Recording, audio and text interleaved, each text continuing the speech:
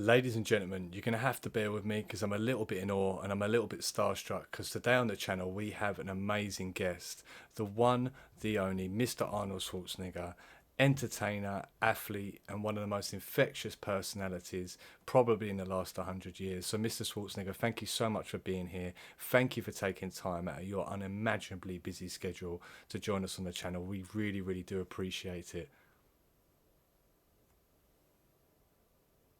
Yeah, great to be here. There's lots of these channels, fitness, personal development, spiritual bullshit. I thought, hey, why not go on this shitty little channel and help out?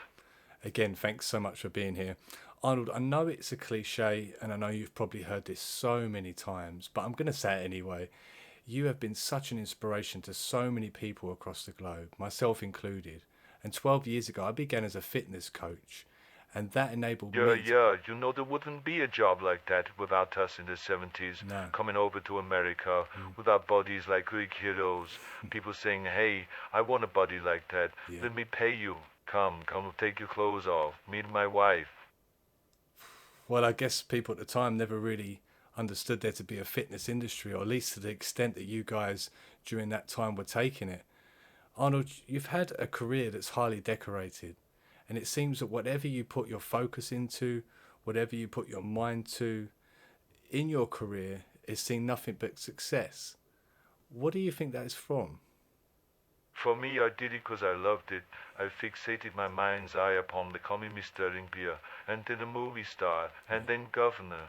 I conceive, believe, achieve, but I'm not scared to put the work in. Yeah, that bullshit that you say here at Climate Expressions, yeah. Well, I guess, yeah, here at Primary Expressions, it's about getting to the primary essence of ourselves and problems. I want to take the interview, Mr. Schwarzenegger, down a bit of a different direction.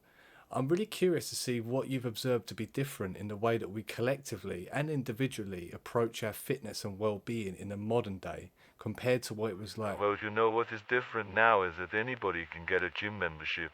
So they make the gym experience soft and wimpy, or the lights, the mirrors, the equipment with TV screens, because if people don't want to train, they want everyone to know they train. So I suppose, yeah, where it's become more mainstream, more money goes into it, and the environments are kind of orchestrated to be very different from maybe the places where you trained before. That's definitely fair to say. People pay $50 a month to go on a treadmill inside. Buy a coat, go outside, breathe in the air. They look the same as they were when they first went into the gym. No red face, no fatigue. Potentially, people, when they're in the gym in these modern environments, are not applying themselves in the right way as what they would necessarily need to do, like the application's not quite there. When we used to train, we could recognize each other by the puddles of sweat on the floor. Hey, this is Franco's skin flakes in the bar. I think I hear little breaking blood vessels. Oh. People keep their headphones in listening to this shitty music to feel pumped. You used to shout across the gym, hey Louie, I bet I can press more than you this sec, you son of a bitch. It's funny because that's one thing that we focus on really on that Pumping Iron. The documentaries that were originally released showed a very, very different gym environment to which you guys used to train in. Very competitive, yet very welcoming. Gyms these days are more like nightclubs where people are too afraid to talk. They don't care too much about the clothes or the phone. You will see a pretty girl back in the day, and you say to her, hey, after training, why don't you and your friends come with my friends down to the beach for a barbecue?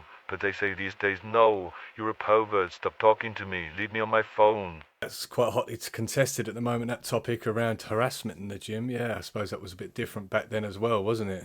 I mean, not just that, but maybe like the way that we approach the gym, it's become this whole industry where we're trying to capitalize. You're the guys with the gym shark. Hey, you're not a gym shark, you look like a gym fish. That's a good one, I like that one.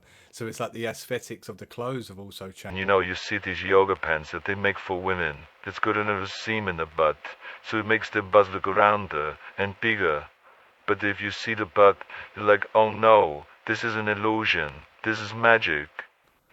Yeah, I mean, so much money goes into the industry itself, like the whole look around fitness, as opposed to just the basic principles of what exercise is about. And people complicate that and it gets convoluted.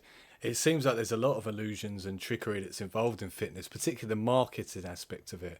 And I think that's what disenfranchises a lot of people from getting involved in it, and then they can't really see the woods from the trees in terms of kind of how they practically apply that knowledge to themselves. You know, we used to go to the beach, and the lighting on stage would show off the pump and the physique.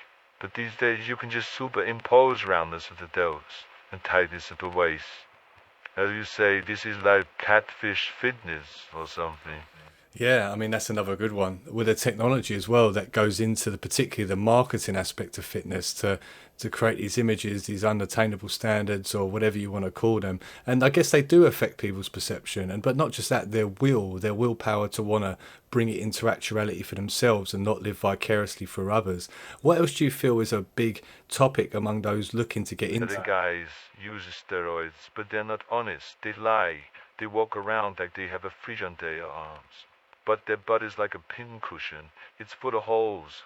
No, you have the 16-year-olds who get gear. Who ain't even got any hair on their ballsack, experimenting with SARMs and peptides.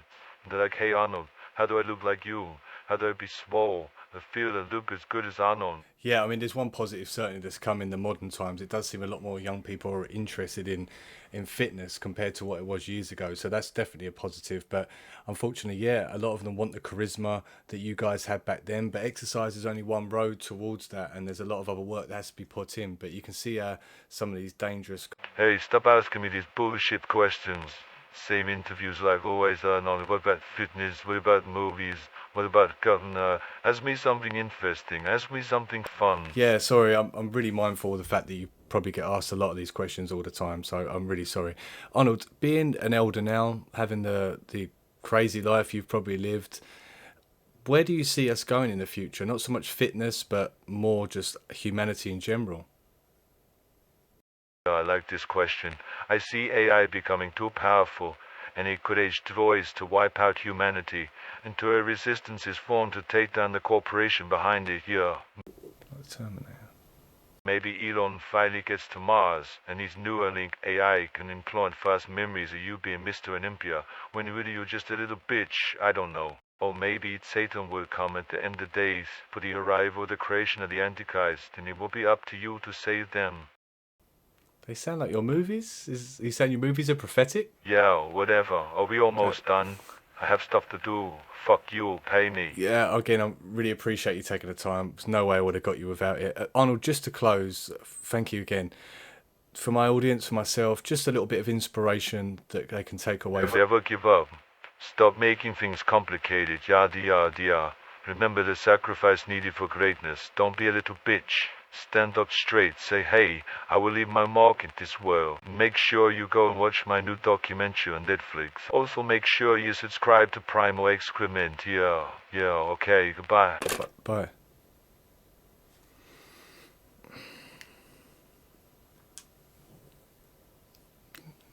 It's Primal Expressions.